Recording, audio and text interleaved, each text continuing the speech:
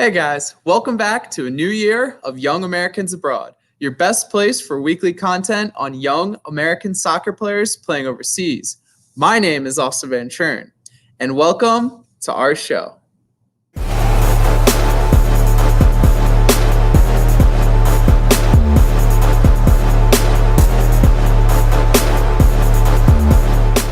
So the winter break is upon us, and as you guys know, that means most teams are taking part in winter training sessions and warmer climates. And, we have some Yas that are training with first teams that, we're really excited to see. We also want to talk about today some player performances over in England, since England still plays over, this winter hiatus. We got all those performances to talk about today. So let's get right to it. So the first player we're going to talk about today is Indiana Vassilev. So Indy actually made his Aston Villa debut in the FA Cup this past weekend, coming on for the final 10 minutes of their unfortunate 2-1 loss to Fulham. This is a big deal. Indiana Vassilev's only 18 years old right now, has gotten a lot of game time with Aston Villa's U23s this year. So, it was really cool to see him kind of make that move up from some of their younger youth teams. I believe he was playing with their U18s before that. So, Indiana Vassilev, someone that's been kind of on the rise at Villa, and hey, finally was called up to their first team for this game and made his debut. So very cool to see. He came on for the final 10 minutes. Didn't really get involved too much in the game. Did a lot of running around, trying to win the ball back. Took a few touches and had a few balls played to him, but had some loose touches himself. So, maybe not the best performance from him in this game, but it was a very disjointed performance at the end from Aston Villa in general. So not sure how much stock you really want to take in those 10 minutes. But, very cool to see. And what was even more impressive was that Indy actually followed that performance up and debut up with a 2-goal performance in Aston Villa's U23's 4-0 win over Sunderland's U23s 2 days after that game. So, back with the U23s, which, isn't a big deal for an 18-year-old. That's still a very good level to be at, and scored 2 goals in that game. So, I think, the more goals he scores at that level, the better it'll set him up for, more opportunities with the first team. So, that's positive. We'll see if he makes his Premier League debut this season. Obviously, some of these cup games, teams are willing to give younger players, more of an opportunity, where in the league it's maybe the risks are higher, the stakes are higher, and they are unwilling to kind of risk game time to some of these unproven players. So, we'll have to see. Another young player that's made, I guess he made his Europa League debut and has been on the bench several times in the Premier League, is Owen Adesawe from Wolverhampton Wanderers. So, he's still waiting for that debut. We'll see if he gets it. But Wolverhampton have trusted him to at least put him in the 18 for them, and potentially could be relied upon if injuries strike in a game. So, we'll see if Indy can kind of follow that same course. Maybe he makes the bench for a few games coming up here. I know a lot of Aston Villa fans are excited about him. He's had, some really good games at the U23 level this year, scoring a good amount of goals, playing as a forward, surprisingly. Mostly he's been played as a mid for the U.S., so like a center mid, not even like a winger. So, it seems like he might be played more up the pitch now, and fans at Aston Villa are excited about what he's doing and what they see from him at the U23 level. So definitely someone to keep your eye on, and we'll report back if he makes that Premier League debut or, just does more things at the U23 level. Now, staying in England, we want to talk about Matt Olosunde, who is at Rotherham United right now in League One. And Matt, over the winter period here, played 90 minutes and had an assist for Rotherham in their 3-2 FA Cup loss to Hull City. So Hull City playing the championship, so not all that surprising that they came out on top on that day. But it does look like Rotherham put up a good fight, and they were a team that was in the championship last year. So that's not a huge surprise, I would say. But, just looking at Matt's season so far, he's played just shy of 2,500 minutes already. And that was in around 30 games. And he's also registered 4 assists. So he's been, as much of a mainstay as you could possibly be in that Rotherham United lineup this year. 2,500 minutes already in January is pretty impressive, especially coming from Manchester United's academy last year, where he was struggling to get game time or at least consistently, start for that U23 team there. So that's, I think, a positive step forward. Matt was one of the players that we here at YA were a little concerned about, just being at Man United and making that next step and transition. Because a lot of times you'll see, prospects at some of these higher level clubs go somewhere, not really get a full chance or opportunity to showcase their skills and kind of fall down the pecking order quick. So, this was definitely a time that we thought Matt was going to have to prove himself. And it looks like so far in this season, he's done just that. He's getting, like I said, consistent minutes for a team in League One, which, it is what it is. League One's not the highest quality of competition. But like I said before, Rotherham was a team in the championship last year. They're currently in second right now in League One. So that's sitting in an automatic promotion position. So, I think that's all, great to see from Matt for this year. Now he's got to kind of follow up this first half of the season with, as strong of a second half of the season, if not, even stronger. And it's going to be tough. 2,500 minutes is a lot of, mileage already in the season. So he's got to stay healthy and stay rested for the second half, because that's the most important part of the season. So, we'll see what happens. If Rotherham get promoted to the championship and, Matt can retain that starting spot next year, I think that really bodes well for his future, his professional future and also his future with the USMNT. At the moment right now, we have some right back prospects that are, I would say, maybe higher quality than him or higher caliber players. Some players would be Serginho Dest, DeAndre Yedlin, Reggie Cannon, all players that are, have been pro for several years now. Maybe not so much Serginho Dest, but they're kind of, I would say, more proven, playing obviously right now at a higher level than League One. So, we'll have to see what Matt Olosunde can make of his career. I think he's on the right track right now. And if he can continue to consistently get minutes and continue to refine his game, work on, some of the mental aspects, I think, that's the best path for him to get onto the USMNT is just, continuing to improve each and every day and not getting complacent. So, good to see. Unfortunate they're out of the FA Cup now and that he won't be able to get minutes in that competition. But, still doing a good job, and we'll report back on, anything else we hear about him. Now, staying in League One, we also want to talk about Lyndon Gooch. So Lyndon scored 2 goals for Sunderland in a 3-1 win this past weekend. So at the moment, Sunderland sit in 9th place in League One, which surprisingly is only 1 point back from the promotion playoff position, like the final promotion playoff position. So not in a horrible spot, but definitely not in a good spot on Sunderland's, standards. They were a team just 3 years ago in the Premier League. So, their struggle still continues. It's been an okay season from Lyndon. He's been in and out of their starting lineup pretty much all season. He's totaled a little under 1,500 minutes and has scored 7 goals for them this year. So definitely producing in his time that he's on the pitch, but it seems like he's not getting as much time as he did even like last year, where it seemed like he was a mainstay in that starting lineup. But he has scored, some more goals as of late. And I think he's been in the starting lineup a lot more regular recently. So it could have just been, change of coaches over, last season to this season.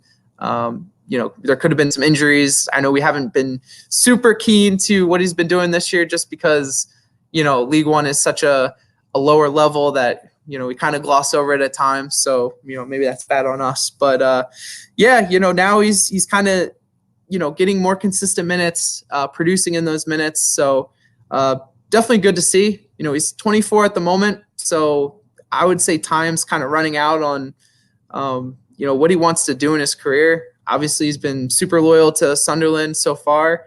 And it seems like he's still, a fan favorite there and a player that fans kind of rally behind. I'm not really sure what that's worth if Sunderland stay down again this season in League One.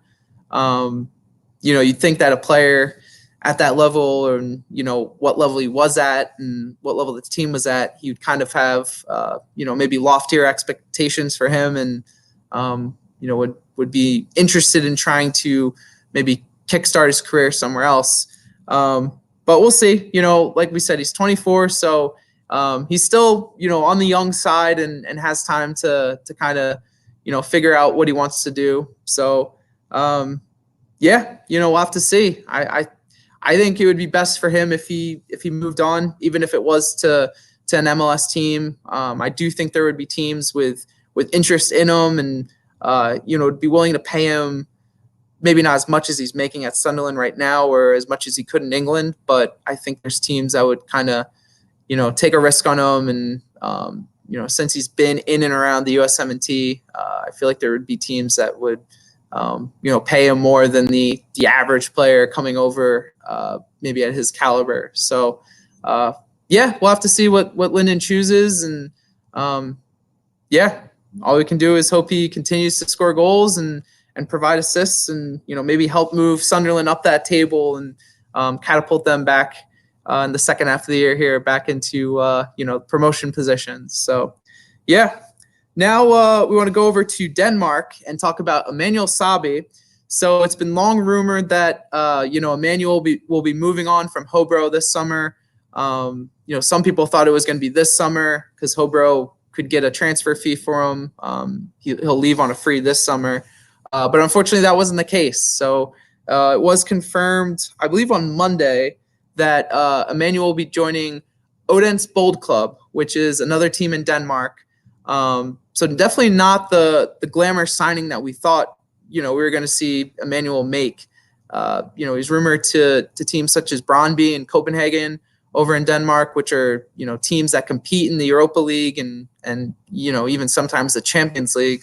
Odense Boldklub is a team that's been in the top tier of, Danish football for, I believe, 21 years. They haven't been relegated. So definitely a stable team and a team that, unlike Hobro, is not really fighting off relegation season after season. So, that's good for Emmanuel. Definitely thought he was going to, have some more options open to him. There was some talk about moving to the 2 Bundesliga with Dynamo Dresden. But it looks like, those moves fell through. And, like I said, he's moving on a free this summer, so Odense won't have to pay a transfer for him. So I definitely think it's a good pickup for them. And, right now this season, they're not doing so hot. They're usually a team that flirts with like the 4th or 5th position in Denmark. But right now they're in 9th place. So, hopefully Denmark has a weird system where like half the table will fight it out for who's the champion at the end of the season, and half the table, the bottom half, fight it out over who gets relegated and who doesn't. So at the moment, they're in that bottom half of the table for, I guess we would call a relegation playoff. So, they're not as far down as some teams like Hobro. I believe Hobro are in 12th at the moment. So, nothing's, I guess, guaranteed with that system, but you'd have to think that Odense have a pretty good shot at staying up since they're higher up the table. But we'll have to see. It's not really a team I know too well. I know, of them from FIFA and just some things I've done, and looking up players on teams in the Danish Superliga. So definitely will be interesting to see, what kind of chemistry they have and how they play and, what role they give Emmanuel. Because right now he's, pretty much a lock starter at Hobro, one of the key playmakers that they rely upon. So, hopefully he can kind of step into that new club and have a similar role and kind of maybe catapult that into more recognition, more goals and assists, because he's hopefully playing at a better caliber team, or in a better caliber team with better players. So we'll have to see. Hobro has an affinity for Americans, so they'll be losing one this summer, unfortunately. But hopefully they can stay up, and Christian Cappies can help them climb the table a little bit, and maybe earn a move for himself. So so that's all for this part of our episode. Now we're going to head over to a little bit of a quick January camp analysis. So let's go over to that. So now we want to talk about, the USMNT's upcoming January camp, which, to be honest, was kind of a shock seeing the roster that they put out. It kind of makes sense, I guess, when you take a look at, what time period this camp's happening in, and, what we have coming up in 2020, and what games will need to be played.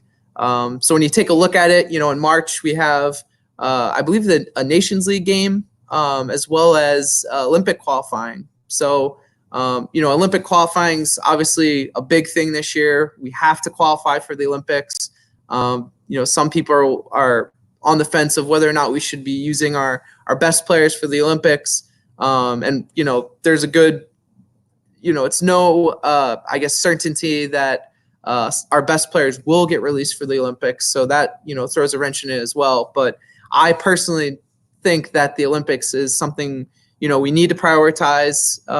This qualifying cycle in March is, pretty much right here. So we have to, I would say, use this January camp, since we're not having a U23 camp, kind of as a precursor to that qualifying period. So with that being said, some of these names make sense with that regard, and that, lens on what this January camp could be. So, the big names that we were excited to see, and, the three Yas that were on this list were Uli Yanez, Christian Cappas, and then we're also claiming Brian Ko, because it's pretty much all but confirmed that he's moving to Wolfsburg when he turns 18 this year. So, all three of those players were players, we were definitely not expecting to see going in. Usually January camp is a roster comprised fully of MLS players, just because, MLS is on break up until around late February, early March. So, teams are more willing to release those players. What made sense was that Christian Cappas is, I believe, on a very long break in Denmark. Their break lasts till the first week of February, if I'm not mistaken. So, he's off during this period, so it made sense to call him up. Brian Ko, a player who's been around the USMNT in the past. I believe he was, kind of called up to train with them when they were in Washington, D.C. last year. So, he's been in and around the camps. Right now, he's unattached. He was at DC United, then went to Orange County FC. SC, just because I guess that was a team that he felt could springboard him to Europe, and it seems like he's not attached to that team anymore. So, if he's a player that we may, call up for the U23s, which in my opinion, I don't think he's there yet. I do like the potential he has. He's got a nice frame about him. He's, very athletic and also very skilled on the ball. And I think he's someone that, in the right academy system in Europe, can really hone his game and hopefully take it to the next level. So I feel like that's kind of why he's in this camp. He's a player that, coaches feel could be a player for us in the future. And at the moment he was, unattached. So, and also maybe they're looking at him for the U23s. So I feel like that's why he's there. The last surprise was really Uli Yanez. That's, a player that we thought hopefully could get a chance with Wolfsburg's first team in this winter training period, but it just looks like Wolfsburg is not prioritizing their youth at all.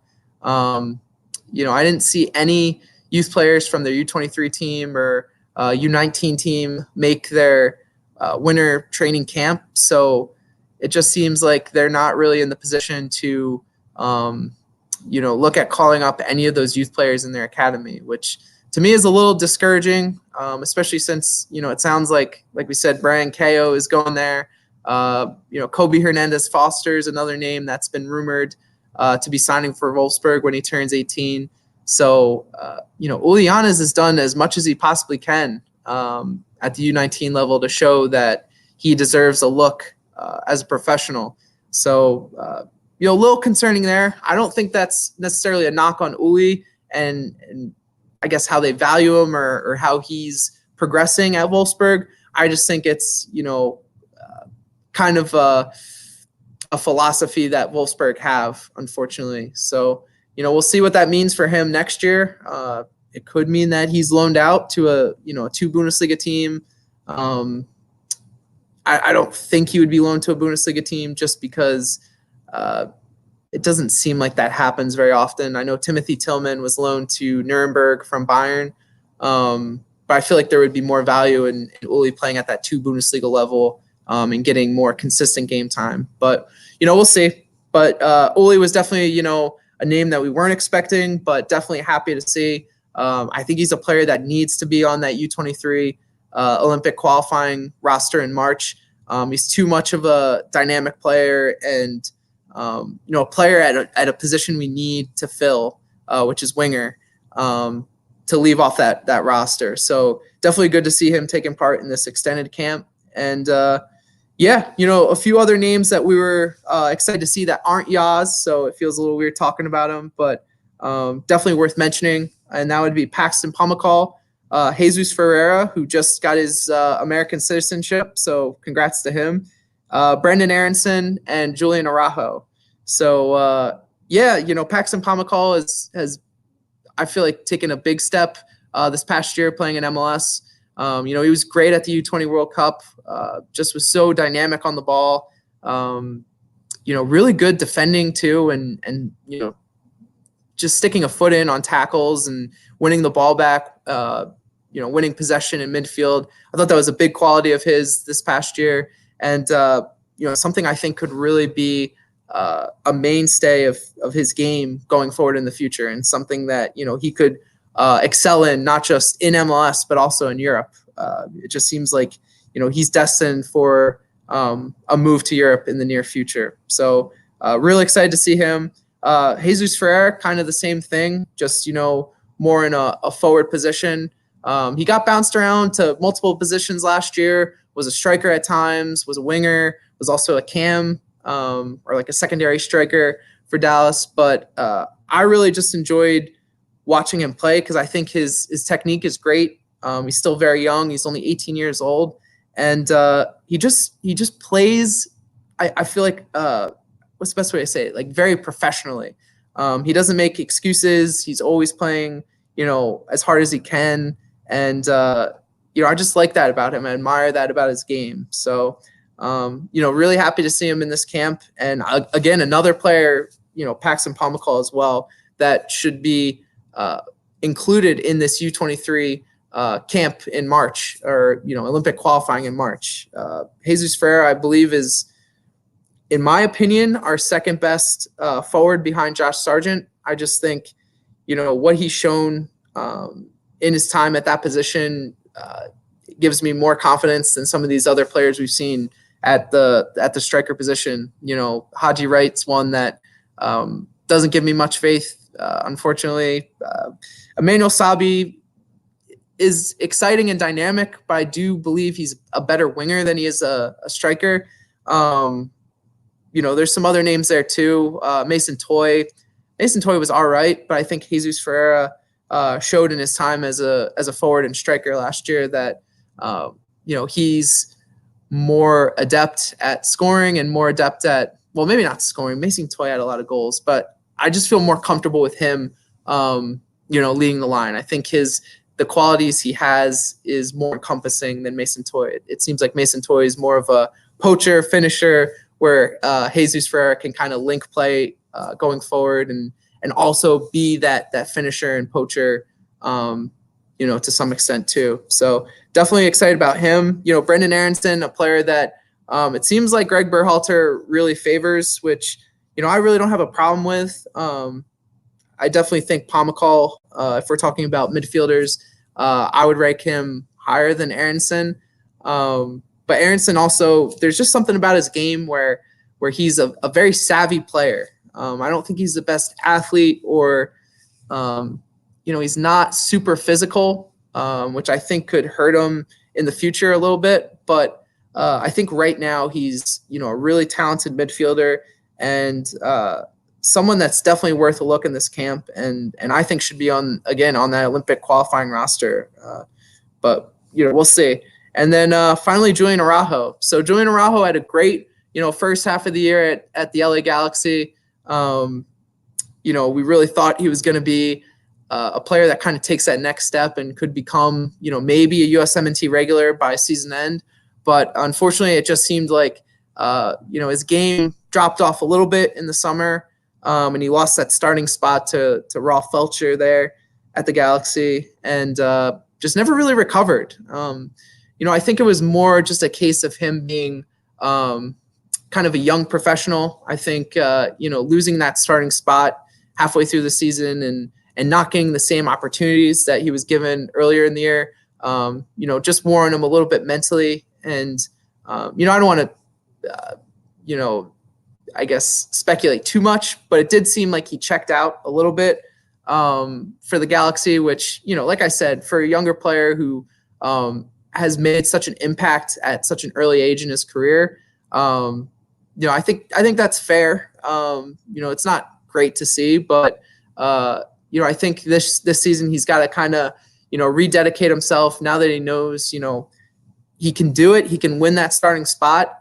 He just has to continue to buckle down and fight through those rough patches. I think he'll be back in 2020 and stronger than ever. So definitely good to see him back integrated with this squad because I do think in the future he has a future with this team. So that was the exciting. I guess that was what we were excited about with this January camp roster, and we'll see who plays. The U.S. won't be training in Qatar anymore; they'll be training in Florida, and then also playing a game against Costa Rica in the beginning of February. So we'll see who Greg throws out in that game. I would definitely hold your breath. I don't think it's going to be a all young roster that he's going to throw on the field or like a U23 roster, even though I think there would be some merit to that since this will be our last time preparing for that Olympic qualifying. But I do think he'll go with some of the older guys like Jesse Zardes, Christian Roldan, even guys like Aaron Long, some guys like that. Reggie Cannon will probably get in there instead of Rajo. But we might see, some of these younger guys that were called up, make a substitute appearance at the end of the game. And, it's also good just to have them in camp training with the first team, national team coach. I think there's, a lot of merit to that as well. And, some people right now are saying Greg should be the one coaching the Olympic team if we do make it to the Olympics. I don't really know what to say to that. I'm not really sure what Jason Kreis's role in this whole thing is. He's been the U23 coach. He's employed by Inter Miami FC. And, Inter Miami are going to start their season in MLS here coming up in March. So I don't know if that means he's going to be out of the job in March, if if someone else is going to take over. Right now we have, no other full-time. Well, we don't have any other coaches in any capacity at the youth level in the U.S. So, that's concerning in its own right. But, we'll have to see who coaches the Olympics this summer. I'm not sure if Greg's the best candidate, but at the same time, we really don't have anyone else in the program, and also anyone else that I even feel confident in. I'm not super high on JC Kreis. So, we'll see what happens. But, exciting stuff for January for once. And, we'll report back on, hopefully some players breaking through in that Costa Rica friendly. Now it's time for Pat's favorite part of the show, and that would be quick kicks. So you could test Dwayne Miller. It's Altidore over the wall, and that one is in!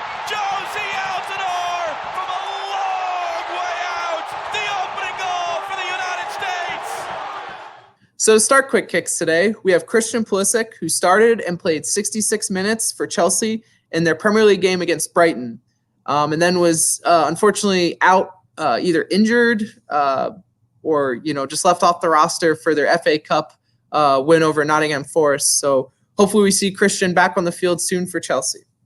Now going over to Duane Holmes. Duane actually started and played 90 minutes for Derby County in their 2-1 win over Barnsley. I believe that was on January 1st. And then he subbed on for the final 18 minutes in Derby County's 1-0 FA Cup upset over Crystal Palace. So big win for them. Crystal Palace had a player go off due to a red card. So, Derby County move on. Now heading over to France, we want to let you guys know that Nick Gioacchini scored a goal in Caen's 2-1 Coupe de France win. So good to see Nick back on the score sheet already in 2020, and also signed a professional contract with them, I believe until 2023. So it looks like Nick's finally a full first team regular player for Caen. So very exciting. Now heading over to Spain, we want to let you guys know that Shaq Moore subbed on for the final 15 minutes and had an assist in Tenerife's 4-2 win. So good to see Shaq getting on the pitch and contributing. Now, going back to England, we're going to let you guys know that Charlie Kelman subbed on for the final 15 minutes, drew a penalty, and then converted the penalty in Southend United's 1-1 draw with Wimbledon. So finally back from injury, Charlie Kelman, getting minutes again for Southend and, taking a penalty. That's, a pretty good show of confidence for, an 18-year-old to take a penalty. So very cool. Now we want to let you guys know about a few players that are going to be training with the first teams, with their respective first teams, I should say, over this winter break. And the first one would be Gio Reyna. So Gio is currently in Spain training with Borussia Dortmund. Just started in a friendly today for Standard Liège, played the whole first half. I don't believe he really did anything of merit in this game, but definitely good to see, him getting minutes for BVB. And, I think a debut is not far off. So, hopefully can impress Lucien Favre in this camp and, prove he needs to be getting minutes for BVB in the second part of the season. Now we want to talk about Richy Ledezma. So he's another player who is, with the first team, I believe, in Doha with PSV. So very cool to see him called up. He was only one of 4 PSV U23, or I guess it's U21 players. I should say one of 4 young PSV players that are training over this winter period with PSV. So good sign of things to come for Richie and how PSV rate him. Another one that we hope will make that debut soon. Did make the bench for one of PSV's games in November, I believe. So right there on the doorstep, knocking. Another player that is training with the first team right now is Chris Richards. So Chris is with Bayern's first team at the moment. We'll see if he makes his debut this season. I think he's a little further out and has some more work to do than Richie and Gio, but definitely good to see him, on this winter winter training, period with Bayern's first team. Earlier in the season, there were some players that were called up to the first team, and Chris wasn't a part of them, or wasn't a part of that group. So definitely think that, now that he's part of the group now, I think it's, some more progress for him. And continuing to get minutes in the three league over there in Germany. And, I think that's good for this season, and hopefully can, keep up that consistent game time. And the final player we want to talk about today is Nick Taitague. So Nick, finally healthy, was called up for Schalke's first team, training period over the winter here, and actually got on for the second half of their game today. I believe that was against Sint-Truiden and Chris Durkin. So finally Nick goes on, a first team training period with Schalke. It seems like we've been, talking about that for 2 years now, and it seems like every time, one of these periods come up, whether it's in the summer or winter, he's not healthy. So that's been a big problem in the past, but hopefully can make something out of this time here with the first team. It did seem like he was only one of. It's weird because Schalke have a few players that bounce back and forth, but it did seem like he was only like one of 3 like U23 players that are consistently U23 players. So I definitely think that's good for him. In a tournament over in, I believe it was China, just before the end of the end of 2019, he was voted player of the tournament. So not exactly sure who Schalke were going up against, but definitely good to see Nick winning an award with Schalke's U23s, and one that's kind of best player in the tournament. That's a good award to be winning. So we'll have to see. Hopefully Nick can impress David Wagner in the short time that he'll be training with them, and hopefully finally take that step and join Weston with the first team there. So yeah. And that's it for today, guys. Thanks for watching. Make sure you like this video and subscribe down below. And also check out our awesome Instagram and Twitter accounts. We try to post daily and give you guys, all the updates that you need to follow, all of our Yas that play over in Europe and Mexico and, many other leagues around the world. So definitely check that out. And not the most exciting period now with, a lot of teams, taking a break here in the winter, but we had some exciting performances in England, and we're able to talk about a few players today that we don't always get to cover. So here's to 2020, and it's all the process of one day winning that elusive World Cup.